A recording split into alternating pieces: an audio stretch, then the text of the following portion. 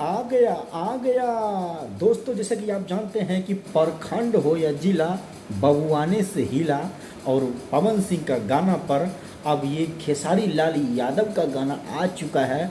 और लगातार ये गाना 7 घंटे में ही 10 नंबर ट्रेंडिंग पे है। आप सब देख सकते हैं, बवाल का गाना है भाई। ये भी देवी गीत ट्रेंडिंग में, खेसारी लाल यादव का मतलब गाना आते ही ट्रेंडिंग में, मतलब सब गाने को पीछे छोड़ने वाला ये गाना आ चुका है ट्रेंडिंग स्टार। अब इस गाने के आगे किसी का नहीं चलेगा।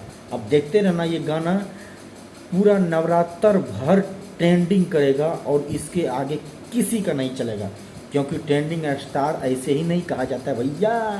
आ गया आ गया आ गया, अरे प्रखंड हो या जिला, देवी माई से हिला। आप सब जरूर सर्च कीजिए फटाफट ग्लोबल जंक्शन पर, सुनिए खेसारी लाल यादव को।